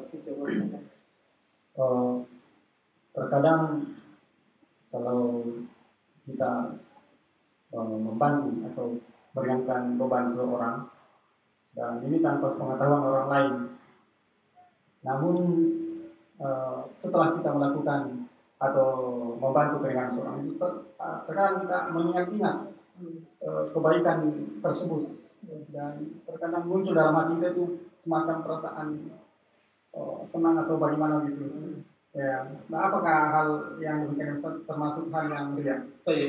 Andai kata seseorang dia senang dengan kebajikan dia perbuat, alhamdulillah, dia tercela dan dia jangan riya. Tapi ketika dia sebutkan dalam bentuk ucapan atau tingkah laku menunjukkan dia itu pamer, ketika itu baru dia kena terjangkit. Ketika anda membantu seorang, tapi ingat, masya Allah, dahulu pernah ada orang saya bantu, saya melahirkan, saya berikan pinjaman uang, saya berikan uang seterusnya. Ketika ingat dia bersenang, bersyukur kepada Allah Subhanahu wa taala, dia telah membantu orang tersebut. Ini tidak mengurangi nilai insya Allah. Tapi ketika dia datang kepada orang tersebut, ya bulan ingat, dulu saya bantu kamu, sekarang kamu. Nah, dia mungkin ini gugur semuanya. Ya kata Allah Subhanahu wa taala tetap. Janganlah pernah engkau ketika memberikan nikmat kepada orang ingin meminta balasan lebih. Ya. Dan bahaya sekali orang-orang yang mengungkit apa yang dia berikan. Insya Allah Taala jika sampai seperti itu, nggak ada masalah dengan dia. Dan jika seorang berbuat suatu perbuatan kebaikan dan dia dipuji dan dia merasa senang, ini tidak dianggap riya.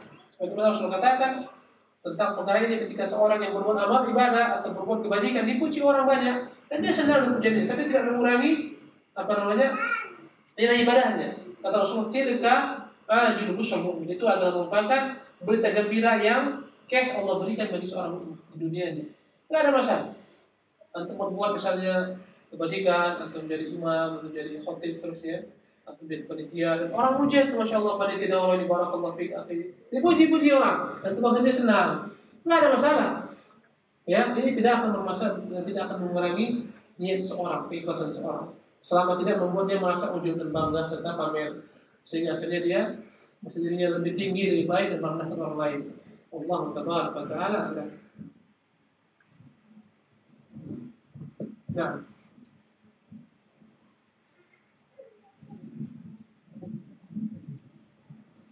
Tonton. Satu lagi. Apa nama itu? Samsul Ustaz. Samsul dari Makassar. Tonton. Ini terkait dengan pembahasan pada sesi pertama tadi, di mana Ustadz mengatakan bahwa apabila kita bekerja pada suatu perusahaan yang mana perusahaan itu melarang kita untuk sholat, dan kebetulan anak ini bekerja di perusahaan yang seperti itu. Jadi, namun ya karena apa itu bahwa tidak ada ketaatan terhadap makhluk dalam rangka bermaksiat kepada Allah Subhanahu wa taala, maka dia memang begitu sangat keras melarang dalam hal ibadah ini. Tetapi ya kalau sudah tiba saatnya sholat, saya pun meninggalkan pekerjaan dan saya melaksanakan sholat.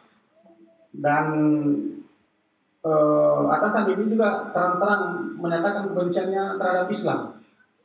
Nah, sementara tadi ini apakah saya sudah juga termasuk orang yang wajib berhenti di perusahaan ini sekalipun saya tetap masih melaksanakan sholat meskipun atasan saya ini melarangnya.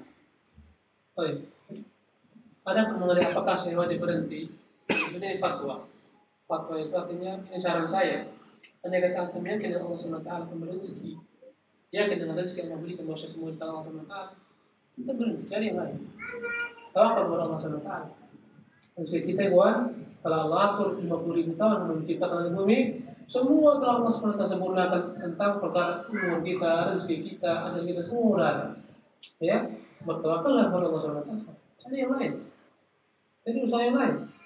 Dan insya Allah barang siapa yang berani dengan suatu perkara yang haram, karena Allah SWT Allah akan gantikan dengan halal lebih baik. Insya Allah taala. Tapi tidak semua orang meyakini hal ini.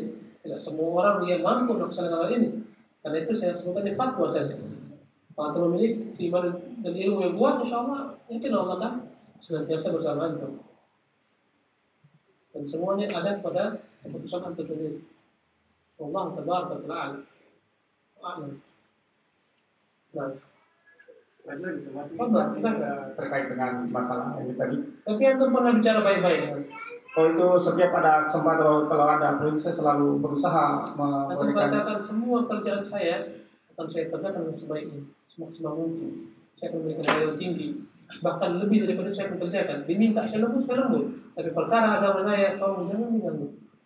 Saya sudah menyatakan seperti Ustaz bahwa kalau memang masalah takutnya kalau jam kerja saya kurang, maka saya siap. Seumpamanya jam kerja selesai pada jam 5, maka saya siap bekerja menambah 1 jam lagi atau sesuai dengan jam yang waktu yang saya pergunakan untuk sholat. Tapi masih dia tidak mau terima Ustaz. Dan kemudian satu lagi, tadi itu sebenarnya keinginan untuk berhenti itu ini sudah sangat besar. Iya. Nah, hanya saja ini lagi yang sangat jadi masalah ini Ustaz. Masalahnya tadi juga mungkin ada keterkaitannya. Apabila saya artinya berhenti dengan cara mengundurkan diri, ya misalnya masalah hak saya itu macam pesangon yang tidak bisa dapatkan karena saya yang mengundurkan diri. Tapi apabila seandainya saya dipecat karena sholat, berarti itu pun saya sudah siap Ustaz. Dengan ya hak orang yang dipecat itu tentu ada. Itu Ustaz. Berarti sekarang antum lakukan kan terus sholat sampai minum udah pecat kan begitu kan? Ya seperti itu Ustaz. Kerjakan terus Ya, kan seperti itu dapat sama kan? Ya. Sabar insyaallah. Apa ya? Tapi yang paling parah dia patuhi pimpinannya dan dia nggak sholat. Ini orang apa lagi tersebut? Dia jual agamanya untuk dunia yang nggak ada apa-apanya. Apalagi dunia ini hidan buat Allah SWT. Kata Allah, "Lau kanatid dunya ta'dilu indallahi janaha ba'udah, ma saqa fiha kafiran syurbata ma'in." Andai kata dunia sama dengan satu kepasan nyamuk, orang kafir nggak makan minum. Berarti lebih hina daripada itu lagi. Apa yang kita harus menjual agama? Ya, demi dunia yang nggak ada apa-apanya dan kita akan mati. Ya, sementara di hidup kita bukan di dunia ini. Hidup kita adalah di negeri akhirat, itu yang dekat. Dunia ini nggak ada apa-apanya. Dan banyak contoh kehidupan yang kita lihat. Ada kawan-kawan kita di sana yang bekerja sesuatu yang haram, dia tinggal dengan Allah SWT. Apakah dia nggak makan? Bahkan Allah lebih kan dunia, tambahkan dunia. Ada orang-orang yang saya kenal memiliki jabatan tinggi di bank-bank konvensional. Dia tinggalkan karena Allah. Sekarang Masya Allah lebih daripada apa yang dapat sebelumnya. Tapi membutuhkan keyakinan dan kesabaran. Boleh jadi Allah ajarkan tuh, Allah ujian tuh. Ketika lepas dari kerjaan ini, mana-mana nggak diterima. Sabar. Coba ini gagal, coba ini gagal. Sabar, itu ujian kehidupan. Tapi yakinlah Allah tidak akan pernah menjadi yang baik. Yakinlah Allah akan menyertai orang-orang beriman. Inna Allah ma'al ladzina taqaw wal ladzina hum muhsinun. Sesungguhnya Allah akan senantiasa mengiringi orang-orang bertakwa, orang berbuat ihsan. Jangan khawatir. Di tangan Allah semua kekayaan dunia ini isinya. Ada salah seorang penguasa, ikhwan, sebagai faedah, dia datang ke Masjid Haram. Dan di sana ada seorang ahli ibadah dan seorang ulama. Saya ingat siapa namanya, apakah Khattab bin Rabah, ya. Maka berkatalah penguasa ini kepada orang tersebut, mintalah kepadaku hajatmu. Dia katakan, ya mintalah kepadaku hajatmu. Dia katakan, subhanallah, di dalam rumah Allah, kau perintahkan aku minta kepadamu. Pada itu Allah SWT, aku lupakan Allah SWT. Tidak, aku tidak akan minta kepada manusia selama aku di rumah Allah SWT. Ditunggu sama penguasa sampai dia keluar Masjidil Haram. Ketika keluar berkata penguasa kembali, sekarang mintalah hajatmu. Sekarang kau di luar rumah Allah Subhanahu wa taala. Dia tanya, hajat apa? Dunia atau akhirat? Berkata sang raja, tentunya hajat akhiratmu tidak akan tentu penuhi. Hajat duniamu.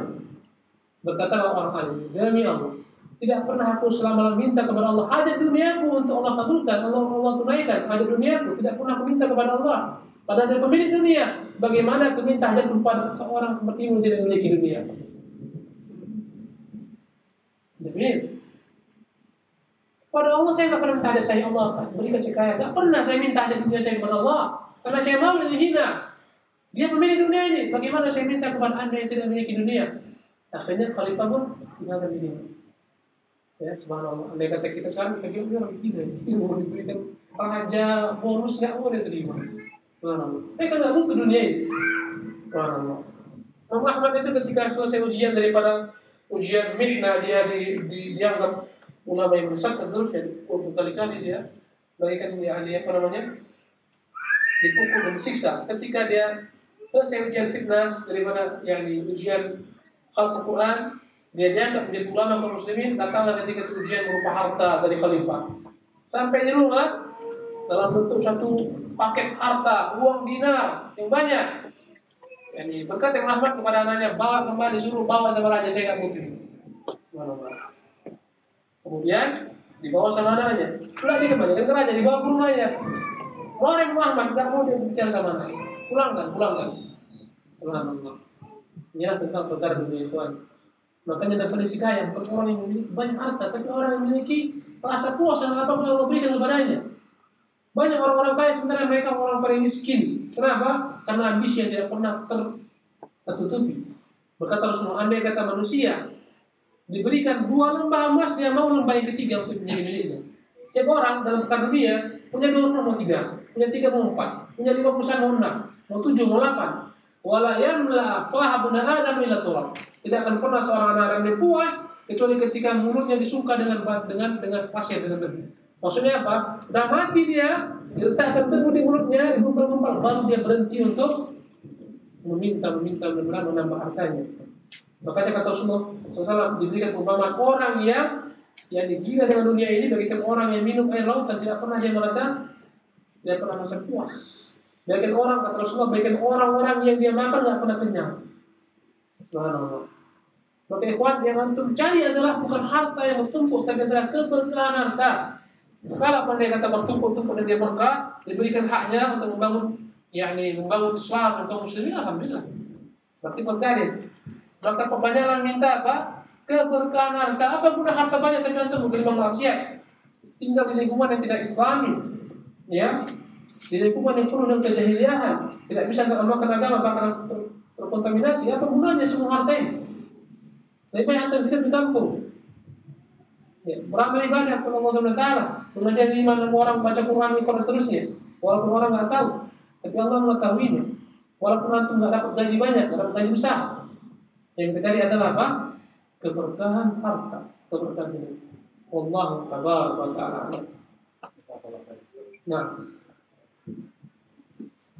Ustaz, berhubungan dengan pertanyaan Mas Hamsi tadi, bagaimana tentang ibadah yang tadi kan di perusahaan dilarang, tetapi dengan sembunyi-sembunyi tetap sholat, di tempat yang tidak, tapi dengan pada saat sholat dengan rasa was-was takut ketahuan. Antum berdoa kepada Allah Subhanahu wa taala agar Allah segera memberikan kepada jalan keluar terbaik. Bagaimana antum bisa diberikan jalan keluar terbaik? Yakinlah ikhwan, seorang itu ketika agama terhina, dia nggak boleh bersabar terhadap kehinaan agamanya.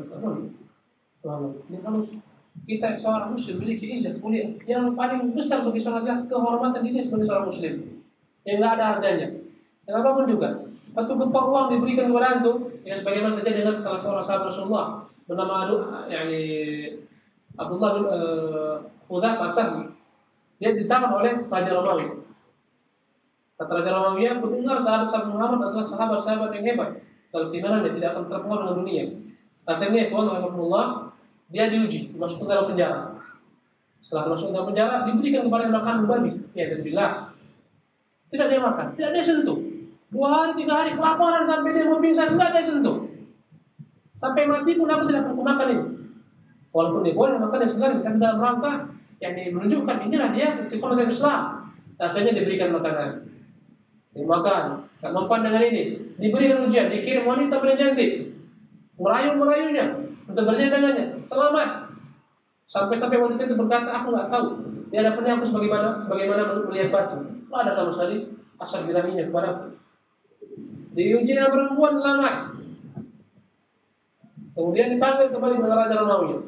Kata Raja Romawi, bagaimana jika aku berikan kepadamu setengah daripada kerajaanku, tapi kau tinggalkan agama ini, pindah kepada agama Nasrani. Dia katakan, wahai raja, jangan kamu setengah. Seluruh kerajaan kau berikan kepadaku serta dunia seisinya, untuk meninggalkan agama aku tidak akan pernah tinggalkan agama aku, karena ini yang paling mahal. Ini kuat kata Rasulullah SAW. 2 rakaat fajar lebih baik daripada dunia seisinya. Antum salat 2 rakaat sebelum fajar lebih mulia daripada dunia seisinya. 2 rakaat sebelum fajar daripada dunia yang dimiliki manusia seisinya. Maka dunia ini sebenarnya nggak ada apa-apa di hadapan yang Allah SWT. Maka antum jangan besarkan di mata antum dunia sehingga akhirnya antum merasa khawatir, nggak makan, nggak dapat rezeki dan seterusnya. Bergantung kepada Allah Azza wa Jalla. Yakinlah antum telah memilih jalan yang salah dalam kehidupan antum. Yakinlah jika antum bertawakal kepada Allah SWT, Allah akan berikan kepada antum jalan keluar. Kata Allah, "Wa man yattaqillaha yaj'al lahu makhraja." Barang siapa bertakwa kepada Allah, Allah akan berikan jalan keluar. Wa yarzuqhu min haitsu la yahtasib. Dan Allah akan berikan rezeki kepadanya daripada arah yang tidak dia duga-duga. Yang bertawakal Allah sia-siakan. Subhanallah. Ya, jangan kita ya kawan. Berapa banyak makhluk melata yang Allah SWT yang memberinya rezeki. Dan dia tidak mampu mencari rezekinya. La tahmilu rizqaha Allahu yarzuquha. Berapa banyak daripada binatang-binatang yang dia tidak bisa memberi rezeki diri sendiri, Allah berikan rezeki untuknya. Binatang, apalagi manusia, apalagi orang-orang beriman. Subhanallah. Jadi antum banyak berdoa kepada Allah SWT. Segera cari solusi dan keluar. Atau sekarang cari perjalanan seterusnya. Yang penting antum bisa mengamalkan agama antum. Subhanallah. Daripada antum mendapat gaji yang besar, tapi agama antum kalah. Subhanallah. Tidak ada gunanya. Jika kita ikhwan dihadapkan pada ujian dunia dan ujian agama, maka kita harus kalah ujian dunia kita kalahkan. Jangan sampai agama kita lepas. Ya dunia lepas, tapi agama jangan lepas. Mana agama lepas itu bukan sekedar mutas. Antum tidak bisa ngamalkan agama itu dah lepas agama antum. Subhanallah. Wallahu tabaraka wa ta'ala. Di perusahaan ada setiap tahun ada beberapa kali pesta gitu. Terus biaya pesta itu biasanya dipungut dari karyawan dan peserta magang gitu. Jadi di hati ingin nggak datang, tapi tadi biayanya tetap diambil langsung dari rekening. Itu gimana sih? Andai kata mereka ambil secara langsung atau bisa tahan, ya sifatnya itu terpaksa mengamalkan. Maka nggak ada masalah kalau terpaksa. Mereka langsung potong dari rekening antum kan? Enggak ada masalah insyaallah. Kecuali antum boleh memilih, boleh sumbang, boleh tidak. Maka jangan sumbang. Terpaksa enggak ada. Untuk hadir itu wajib hadir. Kami yang peserta magang. Kalau karyawan boleh nggak datang, tapi kalau peserta magang wajib hadir. Itu gimana? Jadi bagaimana kita sebutkan tadi itu? Dalam perkara-perkara kemaksiatan itu taat kepada makhluk, taat dari makhluk itu. Yang itu memberikan unsur pimpinan dan perangkat kepada yang terus. Karena mereka nggak tahu. Karena mereka orang kafir, perangkat. Kalau mereka kata dia nggak mau tahu, itu juga nggak mau tahu. Respon dipecat ya, pecat aja. Tuhan, sudah siap. Kalau karyawan dipecat kan kayak tadi ada haknya. Kalau peserta magang pulang. Demi agama antum pulang mulia. Daripada antum pulang bawa Mercedes Benz, tapi agama antum terhinakan. Mana yang mulia? Agama yang paling mahal dari diri seorang. Nggak ada tawarnya. Dan antum bisa tahu-tahu dengan saya dalam perkara ini. Wallahu ta'ala alam. Kalau menambah tahu ujung sana kamu bersaling itu gimana alasannya? Lu nggak bisa aja. Boleh cari alasan. Berbohong. Ini berbohong kan istilahnya dia sifatnya bukan yang bisa terus menerus ya, berbohong. Masa antum tiap kali ada meeting sakit terus, akan ada masanya. kepala kayak seperti Yang paling benar antum akan beritahukan. Allah tabaraka taala. berarti boleh Ustaz. Yang mana?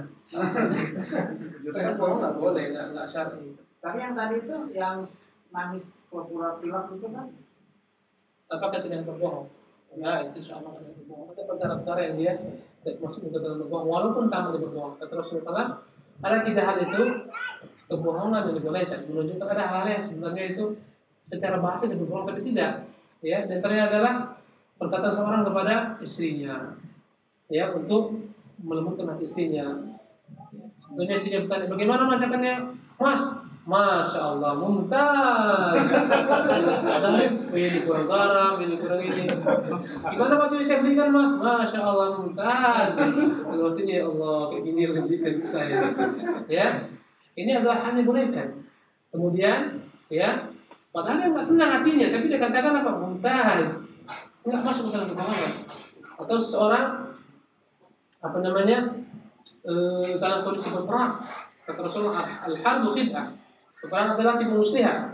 Rasulullah kalau ada kata dia menyerang tempat A, dia pergi ke tempat B, sehingga orang-orang nggak tahu tiba-tiba besok dia di depan tempat A. Ya, ini adalah strategi peperangan. Dan mungkin untuk berperang kirim pada musuh surat, kami bawa 1000 pasukan. Senjata kami seperti ini. Kami datang pada hari ini. Mungkin al-harbu khid'ah. Yang ketiga adalah seseorang yang menambah dan berkata untuk mendamaikan orang bertikai. Ini boleh kan? Kemudian ada 2 saudara yang bertikai yang mengatakan, ya si Fulan kirim salam kepada antum. Dia katakan antum gini-gini, dia puji-puji antum. Oh iya. Padahal nggak ada. Akhirnya kalau gitu sampaikan salam saya ke dia. Dan dia sampaikan salam gini-gini, dia puji-puji antum. Akhirnya mereka damai. Ini nggak masuk ke dalam kebohongan. Ya, sebagaimana Rasulullah SAW ketika datang seorang munafik yang dia itu orang yang jelek perangainya, dari jauh nampak Rasulullah, berkata Rasulullah, bisa akul asyirah. Inilah orang paling jelek dalam bermajlis, duduk dengannya. Ketika dia datang, Rasulullah berlemah lembut, beramah tamah, berkata Rasulullah, ya Rasulullah, kau katakan bisa akul asyirah. Inilah sejelek-jelek orang. Tapi ketika dia datang, kau sambut dengan ramah tamah. Kata Rasulullah, ya Aisyah, sungguhnya sejelek-jelek orang adalah orang yang dibenci manusia dan orang takut terhadap kejelekan daripada perbuatan lisan dan tangan. Oh, kamu kalah Rasulullah. Jadi ini tidak masuk dalam kebohongan, insyaallah. Ya. Adapun antum tadi lakukan, hari ini selamat saja ke perut, besok sakit mata, besok sakit kaki, lusa lambat laun pasti akan terbongkar. Makanya yang paling baik antum berbicara kepada mereka. Inilah akidah kami, inilah agama kami, mohon diberikan kami hak untuk melakukan agama kami. Apalagi ada namanya hak asasi manusia, ya kan? Allah tabaraka taala alam. Ya, Mas. Sakit gigi, sakit mata, sakit perut, sakit hati dan lain-lain. sakit jiwa. Subhanallah, semoga Allah mudahkan usaha-usaha antum, Tuhan. Semoga Allah berikan keberkahan pada rezeki antum. Semoga Allah berikan kepada antum harta yang halal, jajan yang halal. Semoga Allah SWT memudahkan bagaimana antum dapat berdakwah di negeri keuangan Allah. Selesai hajat antum pulang ke negeri antum lagi. Allah taala wa sallallahu alaihi wa sallam. Assalamualaikum warahmatullahi wabarakatuh.